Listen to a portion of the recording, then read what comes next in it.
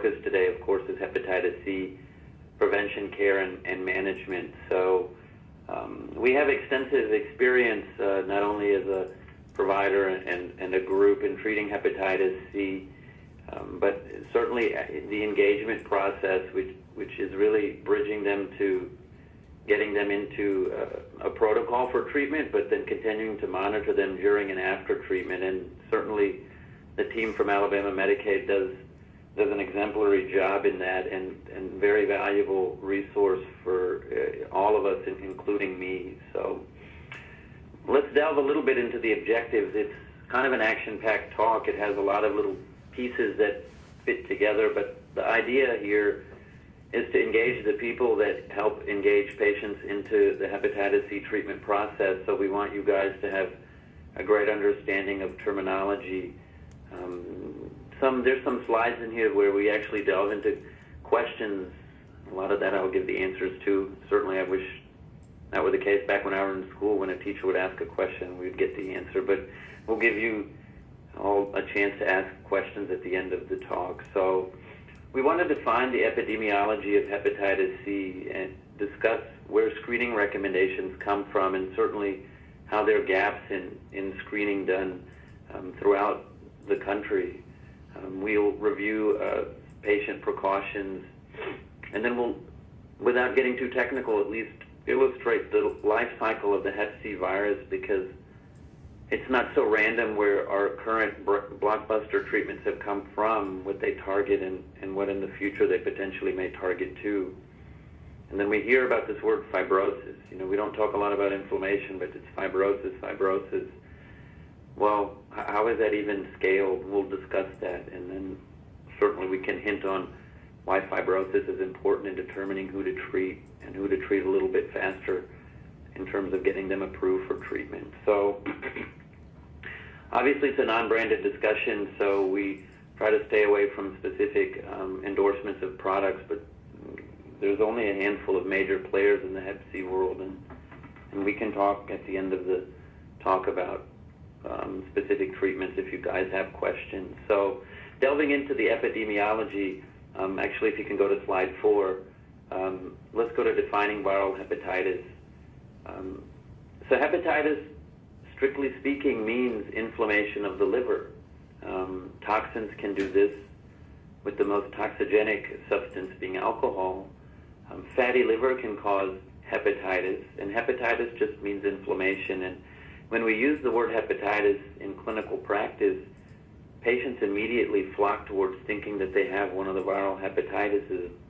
But we have to be quick to illustrate that you can have hepatitis, elevation of liver enzymes, or with liver biopsy inflammation, and it doesn't mean that you have hep A, B, C, or D, or E. But when we delve into that, we certainly know in this country hepatitis C is very important. In fact, we'll see later that it's the #1 reason to get listed for liver transplant. So hepatitis A is never chronic. I mean, if your hepatitis C patient gets hepatitis A, it can be bad news, which is why we want to vaccinate them for hepatitis A and B if they're not immune. But hepatitis A is not chronic. Hepatitis B is a very common cause of chronic hepatitis and is the #1 cause of chronic hepatitis worldwide. And in this country, we of course know that hepatitis C can be acute, and some patients can clear it, but most don't. Then it becomes chronic after 6 months. Hepatitis D is a viral hepatitis that you will very, very uncommonly see, and you'll always see it in conjunction with hepatitis B. And hepatitis E is probably one of the most under-recognized causes of viral hepatitis, with cases that probably escape detection because we're not clued into checking. Obviously in other countries, the Indian subcontinent, Africa, we see hepatitis E, and we very rarely see it here. So moving on to the next slide, we'll talk a little bit about the epidemiology. So we all know this 3 million, 5 million number, or at least we've heard it many times, that more than 3 million people have been identified predictively based on a large epidemiologic study where we've received a lot of clinical data called NHANES. So we suspect about 3 to 3.5 million people are chronically infected with hepatitis C in this country, and what NHANES misses out are patient populations that we don't have access to when we do demographic and population-based studies. So there's probably closer to 5 million people with chronically infected with Hep C in this country. In the next slide, it's genotype 1 that really serves as the bulk of the problem in this country. Genotype 2 accounts for about 10 to 15%, but genotypes 1A and 1B, and the genotype 1A and 1B just means there's a little bit of genetic difference in the viral RNA, but as an aggregate, it's about 80%. So genotype 3, luckily, is 5%. It's actually one of the hardest genotypes to treat, and 4 is very uncommon, and 5 and 6 are reported almost in case report series in the U.S. So next slide, let's reiterate a little bit about transmission of Hep A, B, and C, because it's totally different. When we look at how people have acquired Hep A, B, and C, Hep A is typically contracted through food, water, raw shellfish, and oral contact. It's very infrequently reported and controversial in terms of IV drug use, sexual, mother-to-child transmission. Now, Hep B is totally different. It's not really foodborne. It's much more commonly transmitted sexually, though it can be transmitted through IV sources, hemodialysis, and older hemodialysis patients. And Hep C, of course, is what we're focusing on today, and it's almost never reported essentially through food and oral contact. And we never say never, never in medicine, but essentially in the food and oral contact world, we say never for Hep C as a source of transmission. Household is kind of a nebulous term. It really delves into people who don't have a direct exposure, but somehow because they live with family members with it, can get it. This can happen with sharing razors and toothbrushes and not really realizing it. Certainly Hep C is transmittable from fetus, from mother to fetus. And depending on the viral load and how high, it can occur more commonly, though we don't usually take any specific precautions when we advise our obstetricians on these patients, mothers who have Hep C. But of course, IV drug use, transfusions, especially prior to 1991, and less commonly, dialysis centers could have been modalities. And you don't see tattoos up here, but of course that's the source, especially what we affectionately term unregulated tattoos. So let's look at what happens when somebody potentially is exposed bloodborne, let's say, to hepatitis C on the next slide. So the natural history of this infection is that 20% or so can clear it spontaneously. So if somebody has an exposure and 4 weeks later they come to the doctor and want to be tested and their antibody is negative, but they want to be tested even more, so you order a PCR, well, it doesn't mean that they're going to develop chronic hepatitis C. So what used to happen in the old days when we had really not as robust treatments, there was data that suggested if you treated these patients within the first 3 to 6 months, you would have a higher response rate. Well, now what happens is that because we have patients and treatment available to us that are so powerful, that many times it's reasonable to see if the patient spontaneously clears, because 20% of them may. And then if they're one of the 80% who don't, and we define that at the 6-month point that they still have a PCR that's positive, then we potentially propagate them towards treatment if they are ideal candidates for treatment based on some other factors that we'll discuss. Now, once somebody develops chronic hepatitis C, it's important to note that they can develop cirrhosis, but it doesn't usually happen within 4 or 5 years. In the HIV population, it probably happens a bit earlier.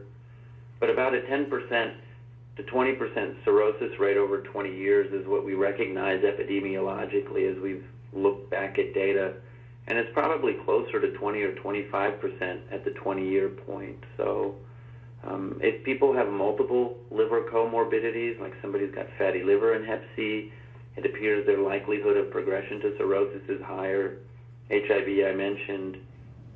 If they're alcoholic, certainly the risk of cirrhosis increases if they have hepatitis C. And then once they have cirrhosis, it's important to remember that about 2.5% of them per year are at risk for hepatocellular cancer. So liver cancer is very important because even when we treat these patients, if they have cirrhosis or something very close to cirrhosis, we want them engaged into the medical health arena.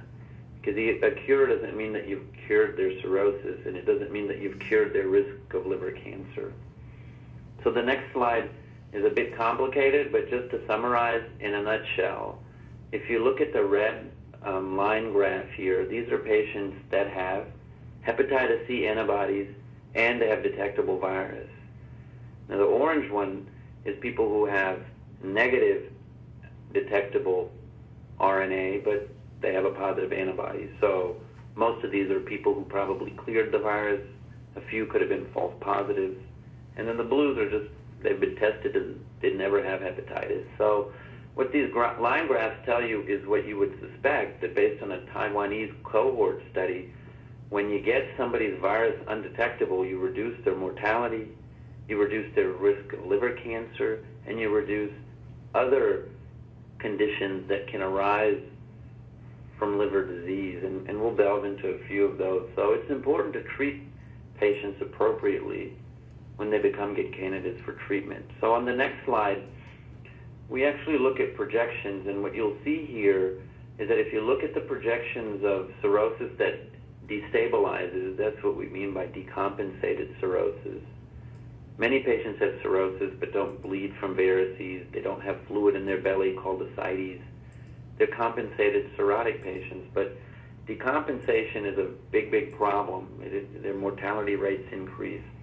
But because we've been treating hepatitis C quite well, really, for the last few years, and now we're treating it as well as we've ever treated, we actually see that we project the peak of decompensated cirrhosis to probably occur in the next 5 to 6 years, and the same for hepatocellular carcinoma, and then we'll see a decline. And that projected decline is really based on the fact that now we're treating and curing more patients than we ever have, but we have not seen the peak in cirrhosis because there are many people that are teetering on the edge of decompensation that potentially will continue to progress, but we're getting close. And so if you look at the next slide, it really shows you what we're talking about, and then the healthcare costs that are attributed to these patients. So we actually think that the healthcare costs associated with progressive liver disease as the population continues to age has peaked in terms of prevalence, but in terms of the actual cost, which is the red graph, that peak will occur, probably in 10 to 15 years. So we're already seeing a decline in the incidence of Hep C, and we should see a projected healthcare cost decline to follow. Usually the cost graphs and the cirrhosis graphs, et cetera, lag about 15 or 20 years. So what's interesting in incidence pop is that there are certain demographics in which we're seeing some spikes in Hep C, and some of that's been in the news too, and a lot of it's probably attributable to an increased use of heroin. So we are seeing some spikes in some demographics around the country. So in the next slide, when we look at liver transplant, as much good as we're doing in Hep C, it's still the number one cause for being listed for liver transplant, and it's still the number one cause once you've had a liver transplant for recurrent disease and the disease in the transplanted population. So next slide, I really wanted to discuss a concept that's evolved, and it's this sustained virologic response. So you have all of these antibodies. You have a Hep C antibody. You probably are familiar with an antibody called a RIBA, R-I-B-A. And the RIBA has no role anymore. It's just an extra expense. We don't use it. We don't order it. If somebody's antibody is positive, then we order a PCR when we're evaluating them for treatment, because it's the PCR which measures the RNA that tells us if somebody has active viral replication. And so most of these assays are now so sensitive that we detect numbers less than 25 IUs per milliliter, and their limit of detection is actually less than 10. So sometimes we receive a test result where they can't give us a number. but we know it's positive, and it usually means it's because it's somewhere between 10 and 25 IUs per milliliter. Now, we used to make patients wait 24 weeks after they were done with treatment, and after 24 weeks, if they were still negative, then we'd say they have a cure, what we call sustained virologic response. But really, data over the last few years has shown us that that's kind of cruel. We don't need to do that. And in fact, when we look and make these patients come back at 12 weeks or 3 months, that virtually none of them, if they're negative at 12 weeks, will then become positive later on unless they've done something to reacquire the disease through lifestyle issues. But that's it. So now after treatment, we measure the viral load at 12 weeks after treatment, and 12 weeks after treatment, if it's negative, they're cured. So that's an important concept now, that typically treatment's 12 weeks, typically 12 weeks after treatment, we can establish a cure. So in a 24-week process, we can start treatment and then actually very emphatically tell the patient if they were cured or not. So if they have cirrhosis, we of course monitor them every 6 months because they're still at risk, not only for decompensation of liver disease, but for liver cancer. So in the next slide, it's really interesting. I had an important question, like, well, worldwide, there's been very little to cure Hep B, but research has really guided us towards treating Hep C. And is it because of research, or is it because of something of the virus? And really and truly, the answer is the virus. So when you look on this slide, you'll see hepatitis C. In the middle, you'll see Hep B and HIV. And what you'll notice is that the only virus here that is a RNA virus is hepatitis C. And because it's a RNA virus, it actually never reaches the nucleus of the patient's cell, of the liver cell. In Hep B, it can form this circle DNA that reaches the nucleus, and in HIV, actually part of the HIV virus can integrate, combine, fuse with the patient's DNA. And that's why Hep B and HIV are very, very hard to cure. And the fact that the viral RNA in hepatitis C never reaches the nucleus is what really led to us being able to treat it so quickly and so powerfully. So hepatitis C is the most curable of all of these viruses you see up there.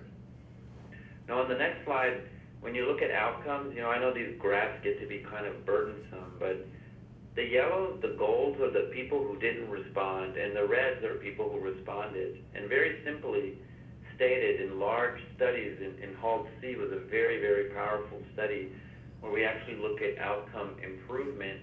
You can see that patients' cumulative incidence of something bad happening, it really, in the non-responders, is much higher. So this is all of the reason that we are very aggressive at treating hepatitis C patients as soon as they meet criteria to be treated, and this wait-and-see approach, once they meet appropriate criteria, is very important. I mean, we are limited in resources. It's true in the transplant world. We can't give a liver transplant to everybody who needs a liver. We can't really give drug treatment to everybody who's got hepatitis C. So how we allocate these are the reasons we have criteria, and Alabama Medicaid has criteria too, as to why we have to adhere to those for resource allocation.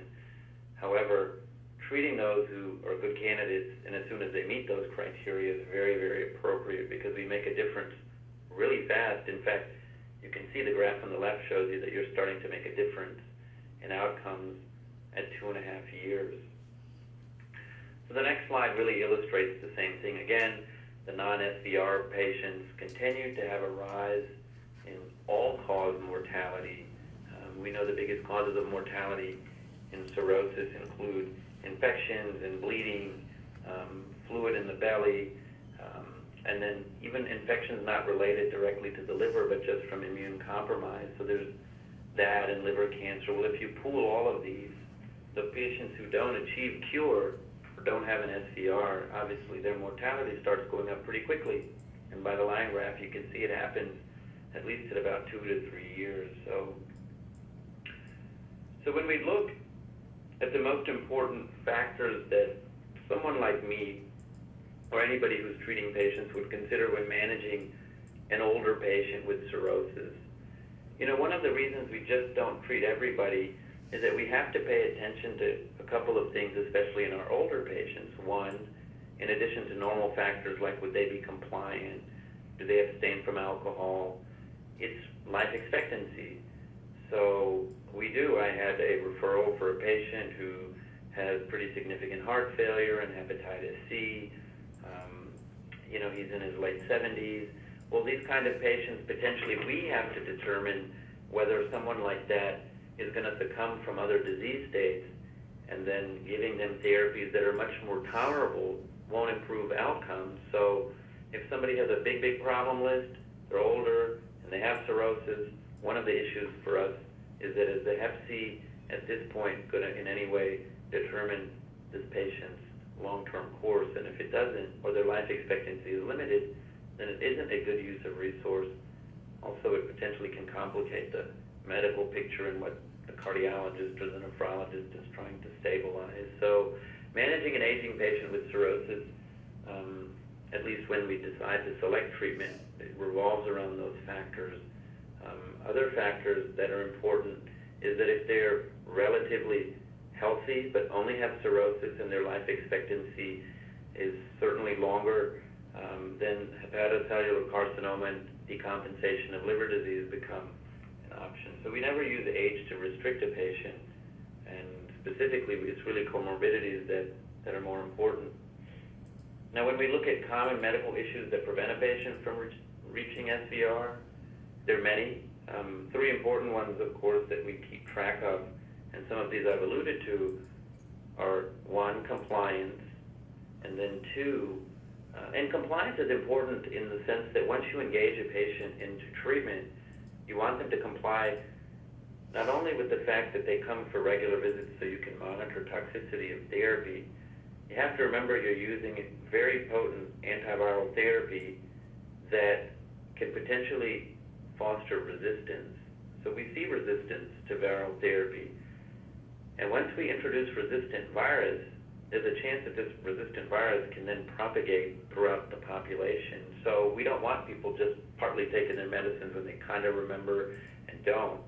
Because even beyond their ability to achieve cure, which goes down, we then are now fostering viral resistance. So that's an important way to think of why compliance is important, not only for the patient, but for the entire population. Now, alcohol is a big deal. We strongly recommend complete alcohol abstinence. We don't tell patients typically that you can kind of sort of drink, because once you leave it open-ended, then it's a problem. And certainly we really want to do that because we know that, one, most people can't drink in moderation. Necessarily, we should at least assume that. And more importantly, alcohol can potentially lower sustained biologic response rates. So those are very important. Now, medication profiles and other comorbid conditions are important when we're considering medical issues that prevent a patient from reaching SVR. And they certainly should have a support system that allows them to come for regular visits, viral testing, and follow-up. Otherwise, just starting somebody on treatment and them not continuing is not only a waste of good resources, it's fostering resistance and then potentially really promoting problems, because many patients sometimes don't get a second chance to be retreated for many different reasons. So going on to the next slide, we know screening is important, and so the next slide kind of tells us why. Well, as good as we've done the last few years, maybe a bit longer, in the era of triple therapy or these potent second-generation direct-acting antivirals, we still have quite a bit of patients that haven't been cured. As many as we've treated, we still have many patients that haven't been diagnosed, and that's what this funnel really tells us. I mean, it's an older study based on data from about 2 years ago, but we think probably even now, maybe only 15 to 20% of people at most would be successfully treated in the population, so we have many who haven't.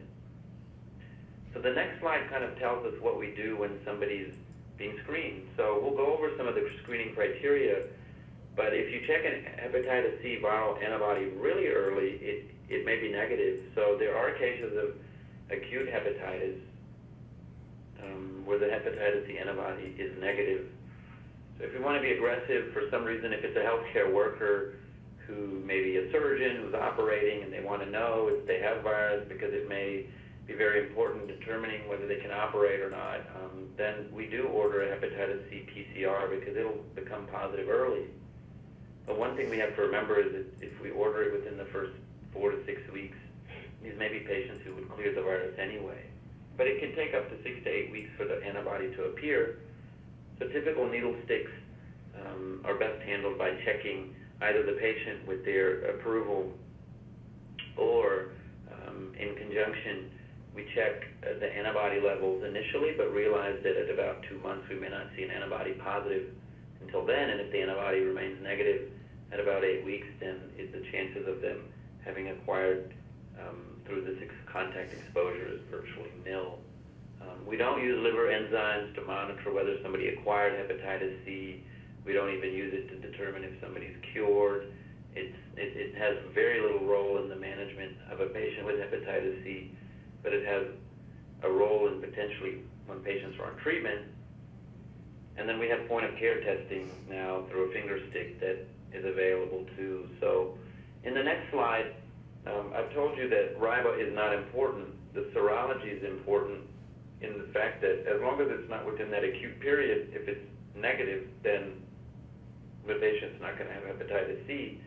And if the virus is positive, the RNA, then we order something called a genotype. And we went over the genotype frequency in the U.S. What's important about genotype data is that it really guides treatment. In fact, even for some regimens, the regimens differ if they're genotype 1A or 1B. Certainly the genotype 2 traditionally has been much easier to cure. Now with our new treatments, genotype 1 disease and 2 probably have very similar cure rates. And genotype 3 is complex. It's one that has the lowest cure rates for many reasons. Some of it is viral resistance. Some of our factors we don't understand, but those are the big things. Antibody positive, if they're positive RNA, then we assess if they're a candidate for treatment. But even if they're not a candidate for treatment, for whatever reason, there's no reason not to check their hepatitis A antibody total and hepatitis B viral surface antibody. Because if you're delaying treatment because they're not ready, they're not compliant, drug hasn't been approved, there's not a reason they can't be vaccinated, because we mentioned that 2 viral hepatitis in conjunction could potentially be detrimental. So vaccinating this population is important. And then the role of liver biopsy, we can talk about a little bit later as we talk about fibrosis and how we measure fibrosis. So on the next slide, a couple of years ago, a little bit longer, it was very clear that about 3/4 of our patients, were baby boomers that have hepatitis C chronic infection. And so we have a strong recommendation based on screening criteria in the U.S. Preventative Task Force to screen all baby boomers. And this is important because of how frequently they have a positive antibody. In fact, it can be greater than 10%, and even higher in some demographic populations. And then when we screen them, it's a great time to introduce the concept of a brief alcohol screening, not only because it's a chance to have that discussed so that it doesn't exclude them from treatment, but more importantly, anytime you can tackle 2 liver comorbid conditions is very important. So going to the next slide, we really illustrate this in a lot of text, but it's essentially what I told you. So even the Affordable Care Act has fostered this screening coverage. So let's go on to risk assessment. So it's easy if they're baby boomers born between 1945 and 1965, but what about the ones that aren't? Well, risk factors are important. Long-term hemodialysis is one, and many dialysis centers actually do the screening as part of their introduction into the dialysis center. But if it's not been done, it's recommended. Receiving blood transfusions really from under 1992, from 1991 to earlier, is a risk factor because we really didn't know what hepatitis C was in 1991, much less tested for it. And a lot of people will tell you, oh yeah, I had hepatitis. I had some sort of hepatitis that wasn't A, wasn't B, but I'm not sure. And so that sometimes is the clue, and that's what we used to call hepatitis C, was non-A, non-B. The incarcerated population, patients with intranasal drug use, not just IV drug use, and unregulated tattoos are also ones that warrant in our risk assessment, teasing out patients that potentially are higher risk would benefit from screening. So when we look at the next slide, is it cost effective to treat patients? It is. You know, a lot of us have been very aggressive about recommending treatment to be open to everybody. You know, I do think that we have limited resources, so we have to pay attention to who we treat first. But what's important to remember, a couple of things. Treatment's probably now as cheap as it was with the 3 drug regimens that came out when we were talking about boceprevir and telaprevir. But it's still in the modeling of cost effectiveness. If you treat these patients and look at their quality and life-adjusted years, it's still, even with the expensive 3 drug regimens, which were actually a little bit more than some of the discounted regimens now, still cost effective over breast cancer screening and cholesterol. So obviously it's still something that epidemiologically makes a lot of sense. Now we'll look on the next slide about presentation of patients infected with HCV. If it was this easy that they would present with symptoms, we would know who to test and then who to treat. The issue is that very few patients present with symptoms. And fatigue is such a common symptom, even if you have no medical conditions, that it certainly doesn't point you towards Hep C, but we do know that the incidence of fatigue in Hep C is fairly high. It can be up to a third of patients with Hep C have fatigue, and interestingly and anecdotally, when you treat Hep C, some of these patients will tell you their fatigue is better, and some of that obviously may be an interplay between a placebo response, meaning that they actually did get cured, but then became reinvigorated because they had to meet this new phase in their life where their Hep C is gone and they have more energy or are empowered. So we do see some symptoms go away, but most patients will not have dark urine and pain and nausea and fatigue and fever and arthralgias. In fact, on the left side, these are typically symptoms of acute Hep C if they're Hep C related, and it's not common that we find patients like that. So looking on the next slide, some patients' only symptom may be a lab abnormality, and when we actually look at patients who have low platelet counts, we see that potentially is a marker for advanced scarring or fibrosis, and when you look on the graph, that's in gold. So once again, it becomes a marker for incidence of decompensation of liver disease, and so sometimes, and many times, their sole presentation is a random lab abnormality. But again, we don't use this as our only basis for determining who to screen, because we'll miss many, many patients with Hep C, because most don't have cirrhosis and most don't present acutely, and liver tests are often not normal. So we've talked a little bit about how to test patients. Well, what about counseling? It's very important because, you know, it can be really easy to just say, Hep C, we've got great treatment, we think you're a good candidate, let's go. But counseling and precautions are very important, because our goal really is a population of healthcare managers and providers, and part of the whole team is not only to cure that patient, but it's to cure our population, even people we don't have access to. And so how do we do it? You know, it's transmission, and certainly healthcare workers are much better at engaging patients and emphasizing this than physicians even. But we tell our patients, avoid sharing toothbrushes. It seems like such an innocent thing that happens, but dental equipment, shaving equipment, toothbrushes, blood contact, how to handle blood spills, and these kind of things are very important. And sexual transmission, you know, usually people think that Hep C still is sexually transmitted, and while it can be, it's a very uncommon source of transmission.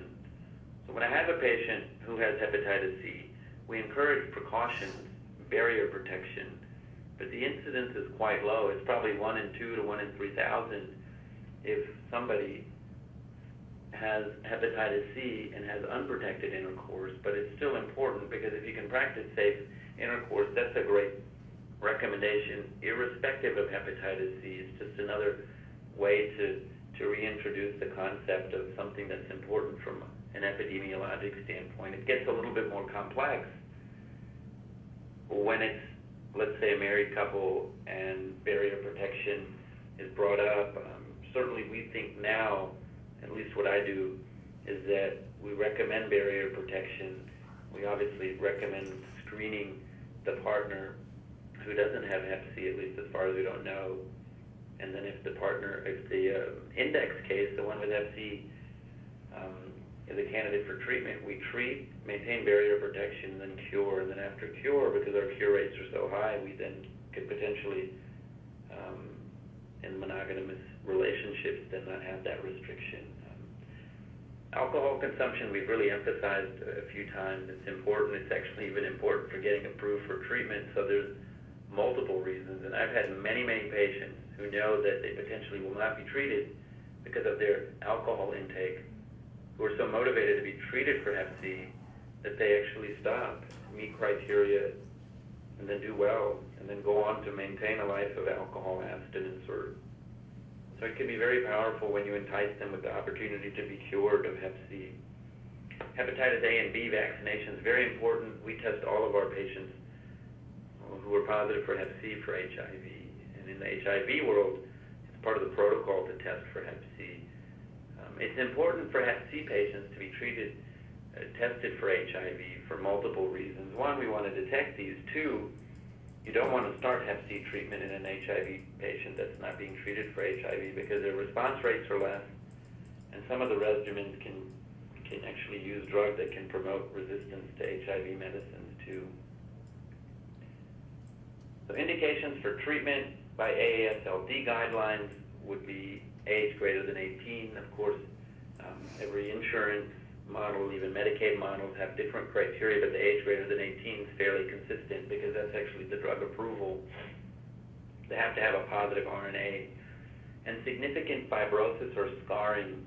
And I have a slide where we'll go over that, but this is really because we have limited resources and allocation of drug is built so that we can treat patients that we think have a higher chance of decompensating. On those graphs, the closer you are to fibrosis and cirrhosis, the more important it is to treat you if you're an appropriate candidate. The people with no fibrosis probably have quite some time before they can decompensate, and that's why they typically sometimes don't meet criteria for being treated. So significant fibrosis we'll go over, but it typically means almost cirrhosis, and then in some cases moderate fibrosis. So compensated liver disease is important because none of the regimens that we'll kind of hit on are technically approved for decompensated liver disease. Though we have treated patients with decompensated liver disease, they really should be done in either special protocols or by advanced providers. Obviously, the willingness to be treated, good support system, adherence to treatment is very important for the reasons we mentioned before. And contraindications, if they have uncontrolled other systemic diseases, like their diabetes is out of control, their heart failure is out of control because they're not on a low-salt diet, they're depressed, these are really, really issues. It really should question why you are potentially treating a patient at this point. So engaging the patient at the right time is very important. Making sure other systemic diseases are controlled is very important too. You'll see autoimmune hepatitis here, but autoimmune hepatitis is interesting because that was really an issue in the world of interferon, which we really don't use interferon in hepatitis C anymore. It was potentially a flare of autoimmune liver disease, and so potentially is not as important now. So really to summarize kind of that first long part of the talk, there's many patients with hepatitis C, there's many left who haven't been treated, and we still, even though we've probably seen a peak incidence in hepatitis C, we are seeing a little surge in new cases of hepatitis C. But focusing on patients that have advanced fibrosis and getting these patients treated because they potentially can decompensate quicker in the next few years are the ones that we're focusing resource allocation on, not because the drug doesn't work in people with less fibrosis. but just because of resource allocation. So CDC and our U.S. Preventative Task Force recommends screening baby boomers is very important. We probably would be picking up more patients if we were more aggressive about engaging people in the health system and then screening them appropriately as providers. And then we define cure with sustained virologic response. Sustained virologic response now means 3 months after treatment, we check a PCR, and if it's negative, then the patient's cured. They actually don't need to keep having a PCR drawn every year. I don't do it. It costs the health system money. It serves no value. It's a cure, and our data is very good at telling our patients that at the 3-month point post-treatment, if it's negative, you're cured. And keeping our patients engaged in the health system, the ones with cirrhosis, is very important that they don't lose track of their hepatologist because of the risk of decompensating liver disease and liver cancer. And even though we reduce those incidences, we don't make them go to zero after we cure their hepatitis C. So the next slide is cost by liver disease severity.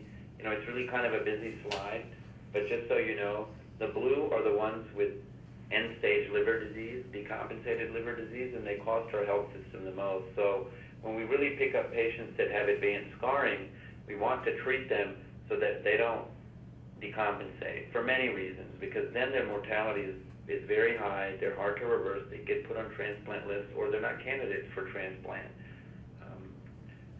In the next slide, when you actually look at the impact of disease on the healthcare costs and cost modeling, you can see how liver transplant annual cost is $150,000. So many people have used the argument, well, why not just treat everybody? It's much cheaper, because what if they needed a liver transplant? Well, if it was that easy, then, you know, we probably would.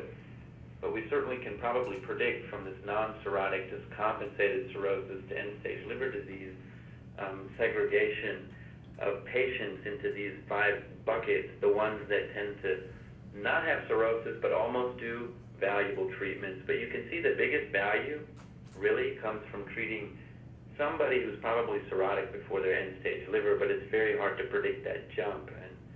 And hepatocellular carcinoma can almost come out of the blue. You know, so there was if you look at the next slide, it's a title slide, screening, and then somebody actually did modeling of what if you just treated and screened everybody who was a baby boomer, and modeling predicts benefit of birth cohort screening slide shows what would happen. And the modeling is very aggressive, but it shows that we potentially in this platform could prevent 121,000 deaths, assuming, you know, very high response rates, keeping patients engaged in the system, and screening people who were born between 1945 and 1965. So that's why that screening recommendation was there, and that's why many of those patients with fibrosis, at least moderate or above, are great candidates for treatment. But, you know, probably not just everybody. The ones who have no fibrosis, you know, as long as they're watched carefully, probably, and kept engaged in the health system, we probably can defer treatment unless they have other complications of Hep C that are very uncommon. And what are those? So extrahepatic manifestations of Hep C.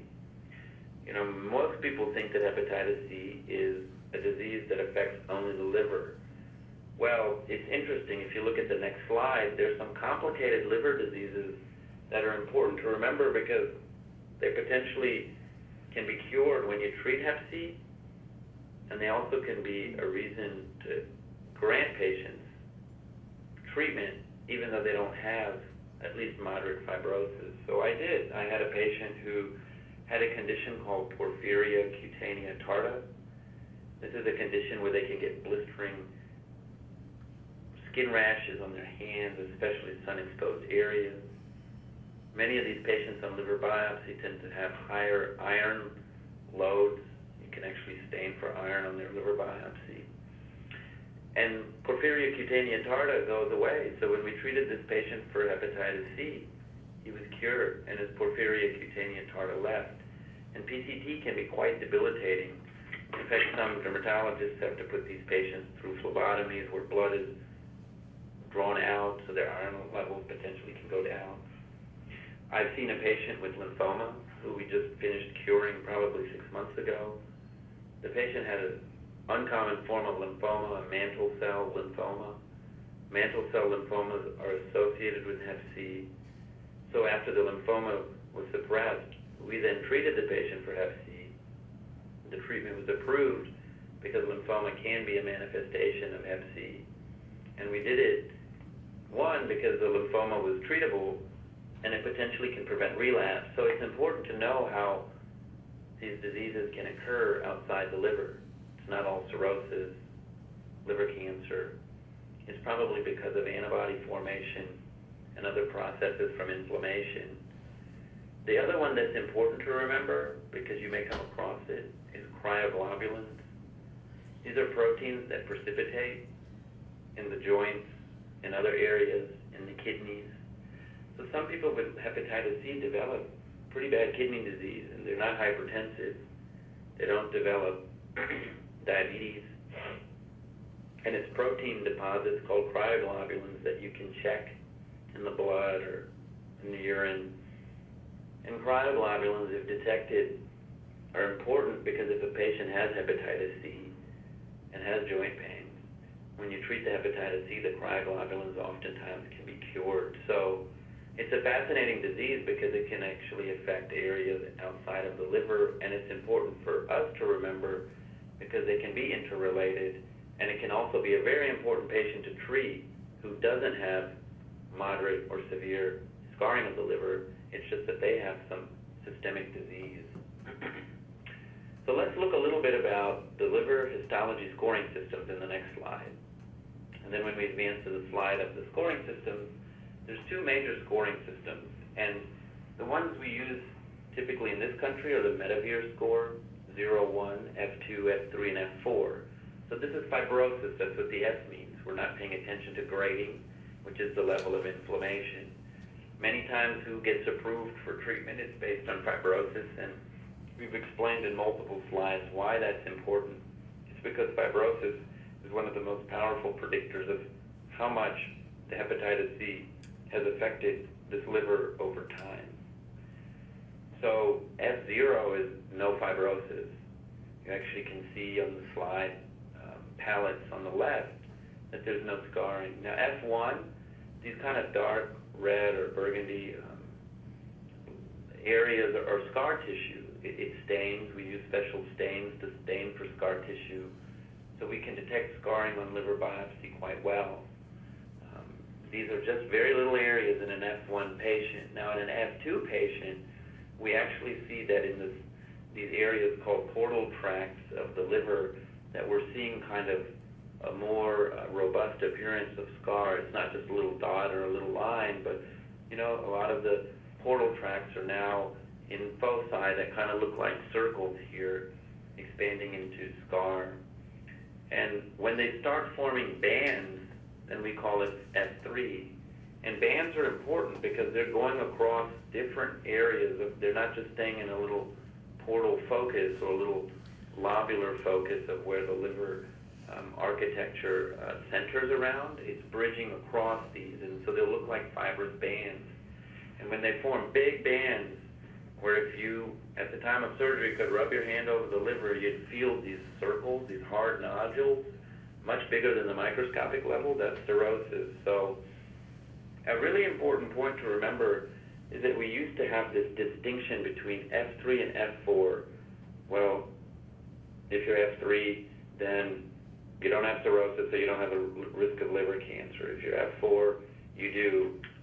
What's really important to remember now is that we're seeing patients with F3 who develop liver cancer, or we're seeing patients with F3 who develop fluid in their belly or varicose veins. And that's important to remember because what happens to us is that even patients that are F3 we feel probably could be F4, but because when we do a liver biopsy we're only sampling a portion of it, and maybe that's why we're missing that. Or number two, it's not so arbitrary a distinction, but that an F3 patient potentially has just a little bit less risk of liver cancer, but not zero.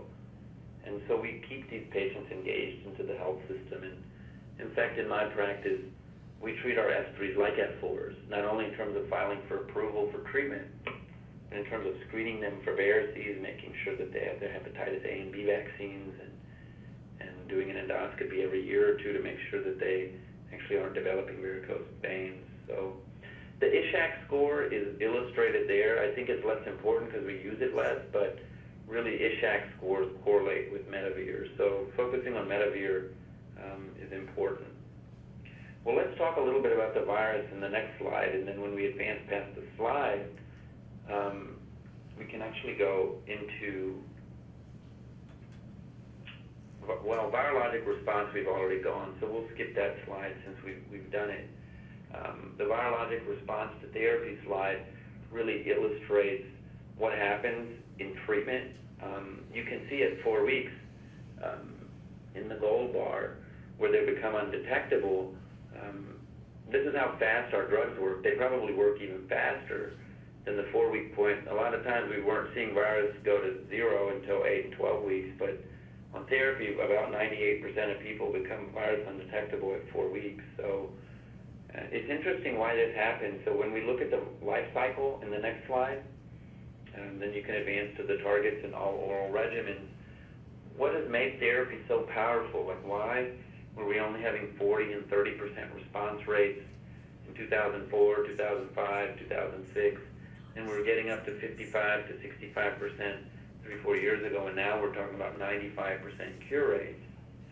Well, it's a complicated slide, but here's what happens. When the virus reaches the blood and tries to go to the liver, it binds to a cell, and then the virus kind of falls apart, and then the guts of the virus get inside the liver cell. So it fuses, and then it uncoats, and then it releases its genetic environment into the liver cell. Again, it doesn't go to the nucleus. So this RNA then multiplies, and it multiplies. But what really happens is this RNA uses the host or the patient's own machinery to translate its genes into a bunch of bad proteins. And this is called translation, down on the left. Well, replication, RNA replication, which is on the bottom right of this cartoon, is very important too. So translation builds all of these bad proteins that then do bad things, and then the replication is more RNA leads to more RNA, to more, to where at its height, tens and hundreds of billions of virus are being reproduced every day. So the most potent areas to potentially inhibit virus would occur if you could stop the virus's RNA from making more, and that's what happens when we talk about NS5A, and then NS5B is the translation effect. So if we can inhibit protein processing and inhibit more RNA replication, we've done a lot of damage. And you'll see this word membranous web in this cartoon at the bottom middle. The membranous web is kind of this protein that's getting resynthesized, and then the virus being repackaged. This whole repackaging of all of these proteins that are being built and all of these RNAs that are replicating, they kind of reform a virus particle and they get released through a process called membranous webbing. And we really don't understand it completely, but we do understand that NS5A is how we inhibit membranous web. So when you hear about NS5A inhibitors, they're inhibiting membranous web. When you hear about NS5B inhibitors, they're inhibiting RNA replication.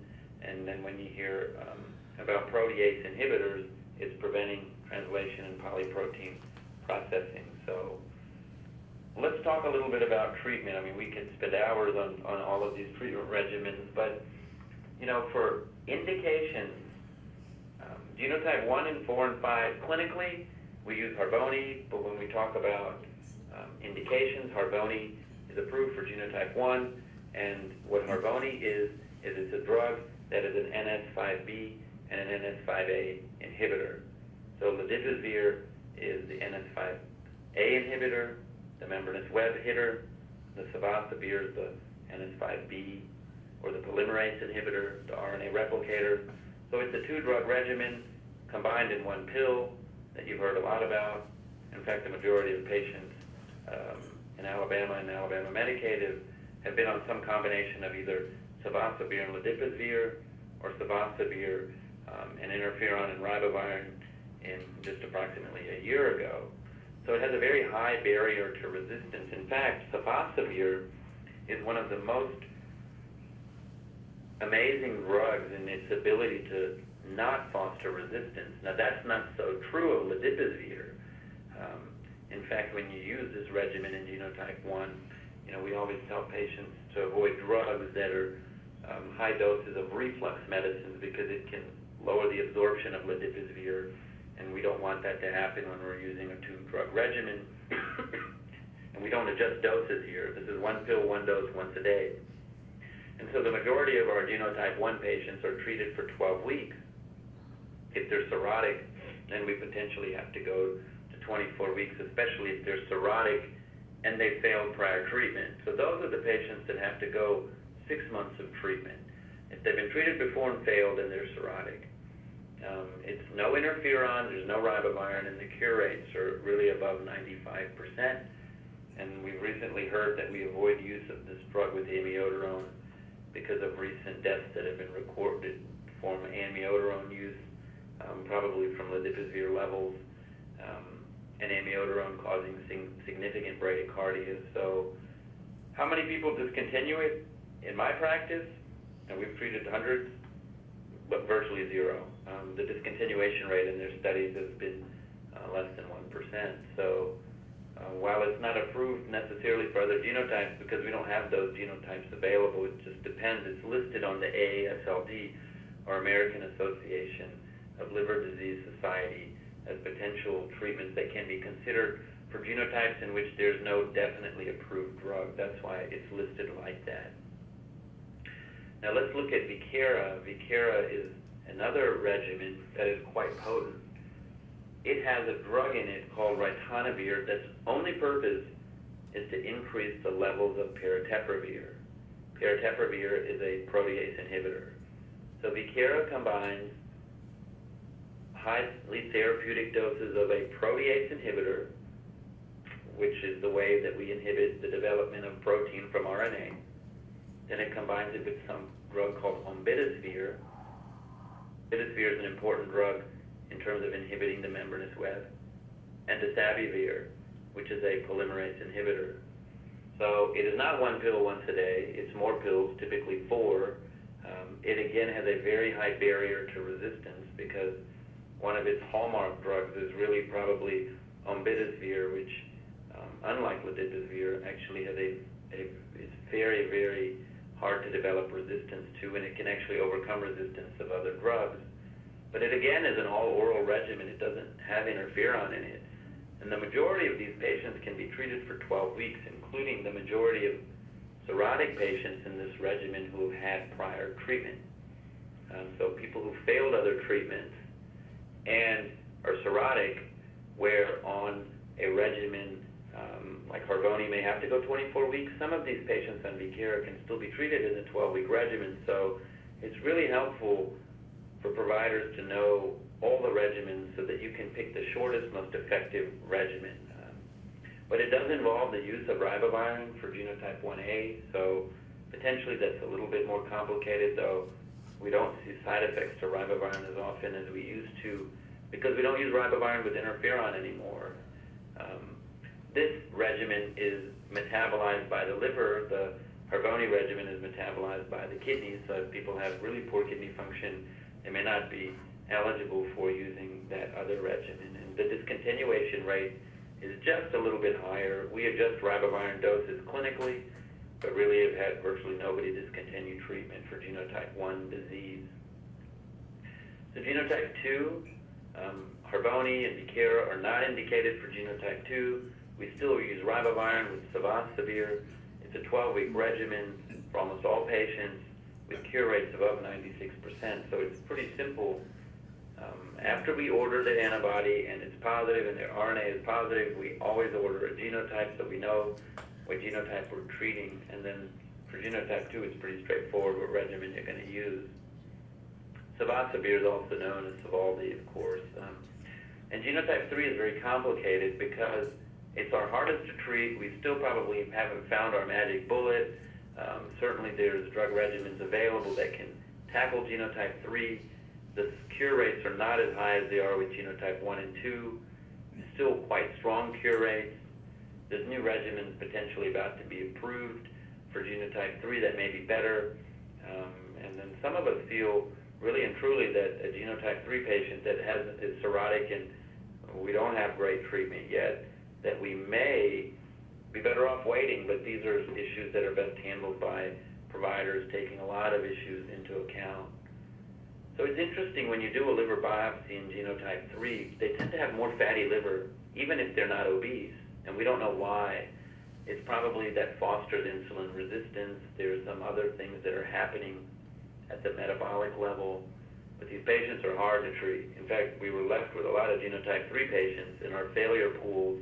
When you look around the country and talk to experts at liver centers or advanced treaters in the community, Sovaldi, Savacibir, and Ribavirin did work as a 12-week regimen, but the cure rates may have been about 70% max. If we combine interferon with Savacibir and Ribavirin, we probably have our best treatment regimen, at least available in the last year, still using interferon and Ribavirin, where we were getting rates of 75 to 80%. And Harvonian Ribavirin is not an approved treatment for genotype 3, but some people have used it. And what's interesting is that it's controversial, but interferon soft and Ribavirin may be as good as Harvonian Ribavirin. So Harvonian is not necessarily approved for genotype 3, but these are all recommended treatments according to AASLD, and combination therapies are probably coming in soon to be approved by one drug company within the next month, and where that falls in our approval criteria and how we would use it, we'll just have to see. So genotype 3 is definitely a challenge and frustrating for patients. So for discussion, what other factors add to this uncertainty around which patients would be tough to treat? We've discussed many factors.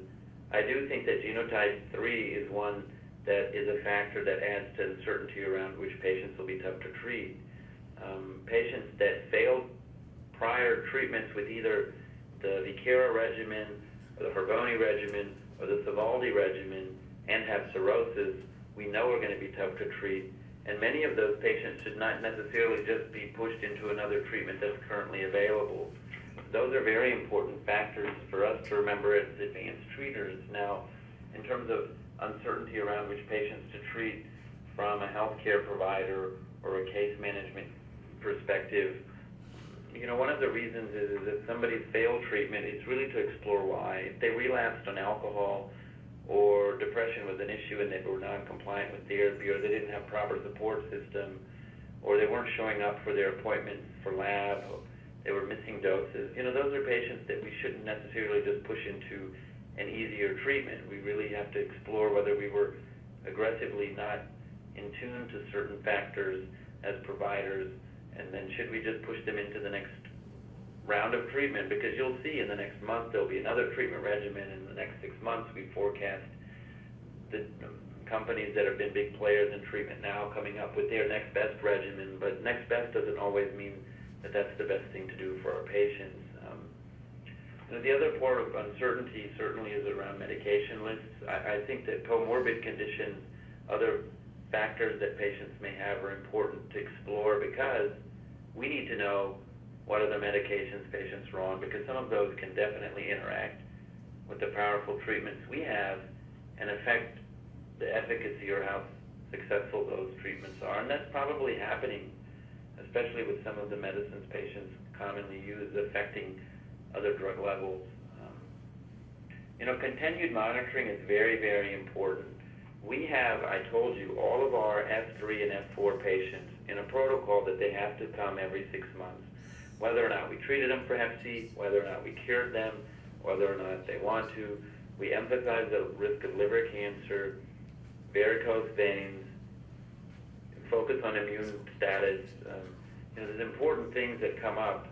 Even though I'm a hepatologist and a gastroenterologist, I know that if that patient comes to my office, I have a chance to make an impact in telling them to get a flu shot every year, pneumovax every 5 years, their vaccines for Hep A and B, their annual or every 2-year endoscopy to make sure that they don't have varicose veins.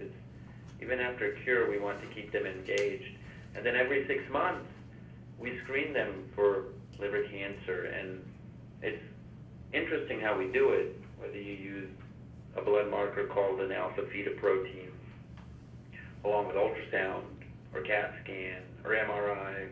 It just depends. I mean, patients that are obese, ultrasound misses liver cancer. CAT scans every 6 months. A lot of radiation if you do that for 10 years. That's 20 CAT scans. It's quite a bit of radiation. MRI, it's really dependent on cost. They're expensive. Number two, do you have the radiologists who are really good at reading MR?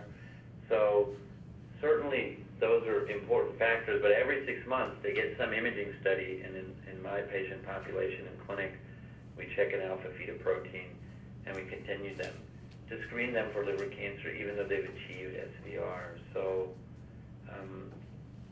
just for the sake of completeness, not everybody who has advanced scarring has had a liver biopsy. So sometimes it's quite easy to pick up scarring of the liver from a CAT scan. But just because a CAT scan doesn't show scarring of the liver or cirrhosis doesn't mean they don't have it. So sometimes we use blood markers to help us predict in a patient we think cannot have a liver biopsy, or a patient fears liver biopsy.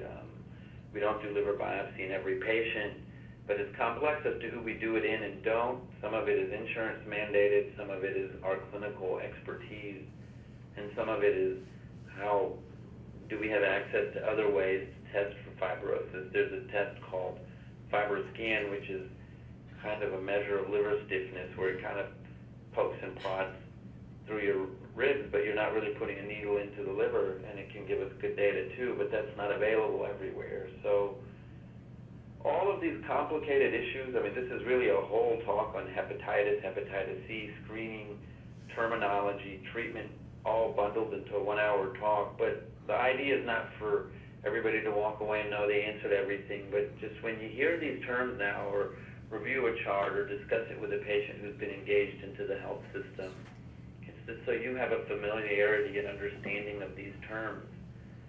And when you do, it certainly helps really with the whole team approach in terms of what we're trying to do in the state. And so really I wanted to thank you for letting me deliver the talk, and personally thank you for all of the help you've given, even to me and our team here, in the treatment that has been approved and the successful treatment we've taken our patients through in Alabama Medicaid, because we couldn't be doing it without all of the work that you guys have been instrumental in allowing.